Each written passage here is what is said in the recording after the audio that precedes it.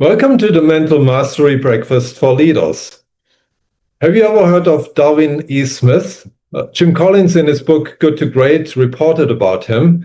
And Darwin E. Smith said when he was actually hired as CEO, one of the board members came to him after it was announced that he's the new CEO, and said to him, to be honest, we were not sure if you are qualified for the job, but we didn't have anyone else to choose, so we chose you. Not a very nice thing to hear when you just got nominated to be the CEO. Now, what followed was a quite fantastic transformation of Kimberly-Clark, and eventually they became the largest paper-based consumer company in the world at that time. Now, Darwin E. Smith was a big contributor to the success, and when he finally retired, one of the journalists asked him, "What do you think was the biggest secret for your success?" And apparently his answer was, "I never stopped trying to become qualified for my job." I really like that. I think it's a very inspiring statement. Whether it's 100% true or not, I honestly don't know, but whether it's 100%, and I think it shows a certain mindset that some leaders are lacking. So that brings us to Mark, one of my past clients. Mark, when I talked to him the first time, he was the commercial director of his company. And his boss essentially said to him, "Mark, if you want to succeed me, you better get a coach. We will fund it, but you need to get a coach." And so when I met Mark for the first time, I said to him, "What's your understanding why we are here?" And Mark said to me, "Well, honestly, I don't think I need a coach, but my boss insists I need one. So here I am because I want to get promoted." And in my mind, I thought, okay, that's not a great start to coach someone if they have no real interest in being coached. So we had a bit of a chit chat to get to know each other. And at one point I asked him, "Mark, do you mind if I ask how old you are?" And he said, "Well, I'm 47. And I said, "Okay, great. So how is your life? What's going on in your life if you want to share?" And he said, "Well, I'm married. My wife is actually managing director of a luxury retail company here in the city. And I have two kids, but they're already finished with their studies. They meanwhile have already a job. My wife and me, we married quite young. So we are actually now in a really good place. We are still relatively young, can do a lot of things. Life is good." I said, "Okay, that sounds great. And so what do you want to do for the rest of your work life?" And I could see that he was pausing a bit, and he says, "Well, I do want to get that promotion, but yeah, let's see if I can get it. My boss still thinks that I need to develop in a few areas. I don't really think so. If I get promoted tomorrow, I think I can do the job." And I said, "So what do you think your boss expects you to change so that he feels comfortable to promote you or to put you forward for promotion?" He said, "Well, he sometimes mentions things like that I need to show more what he calls executive presence. Honestly, I don't even know exactly what that means. And he also said that I need to be more inspiring to the people in the team so that they would want to follow me. I mean, I'm the chief commercial officer. We produce pretty good results, so I don't think I have a problem there."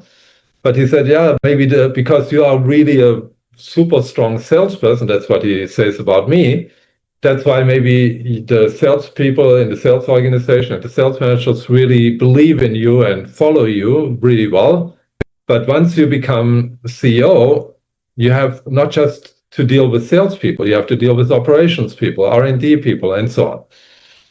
And they are quite different category of people, and you need to inspire them as well." I said, "Okay, sounds interesting. So what do you think we need to address to help you?" I said, "Honestly, I don't really know. I'm I feel I'm okay. I feel I could do the job tomorrow, but as you know, my boss thinks that I need to change. And also, I think if I just keep doing what I'm doing, and if I then just get promoted and do that, I think life remains good. I don't want to have too much trouble, too much stress. Okay.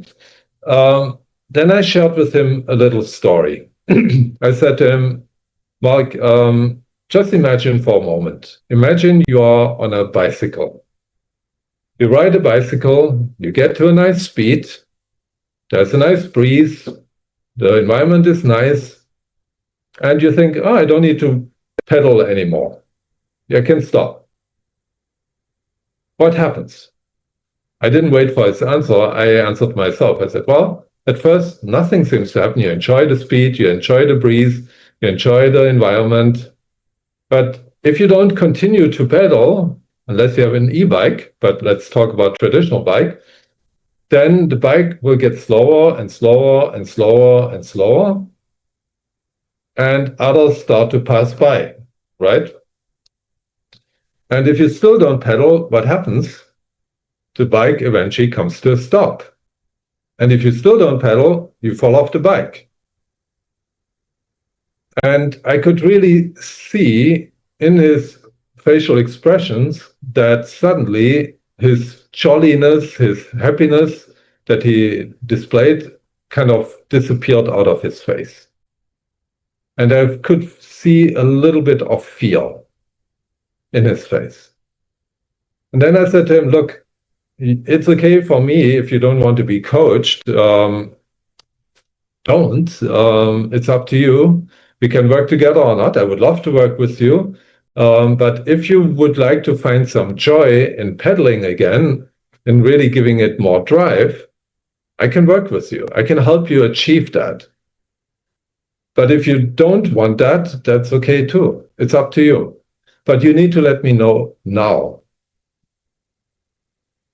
And there was a bit of a pause.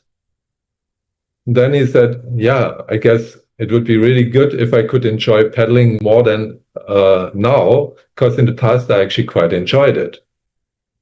And I say, okay, we can work together on that. When do we start? Now, why did I put this kind of pressure on him? It's because in my understanding of mental mastery, his self-esteem is not in a good shape.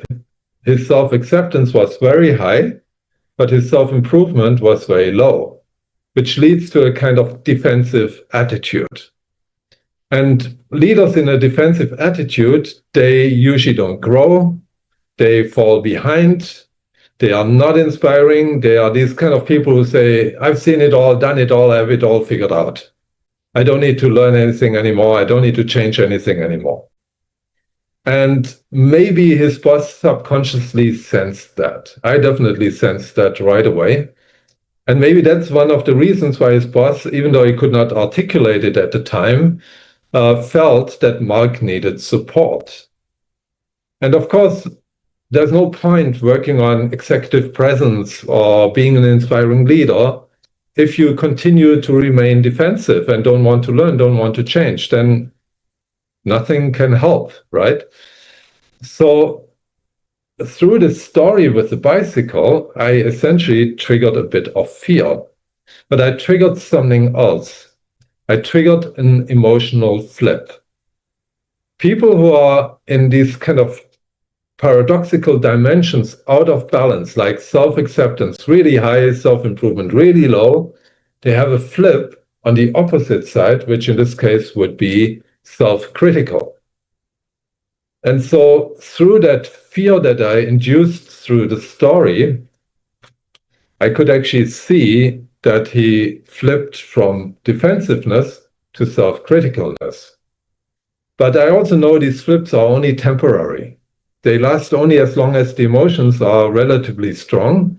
Once the emotion subsides, which they always do, then they tend to flip back to their original pattern. That's why I had to nail it down immediately. And so we actually started the coaching, and I could actually see that he started to enjoy not just pedaling again, he actually started to enjoy learning again and changing himself. And that was a great foundation to start working on his executive presence and to further enhance being a more inspiring leader.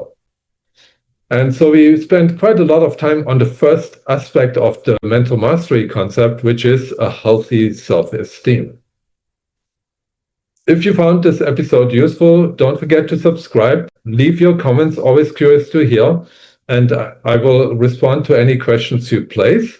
Thank you very much for joining, and see you in our next Mental Mastery Breakfast for Leaders.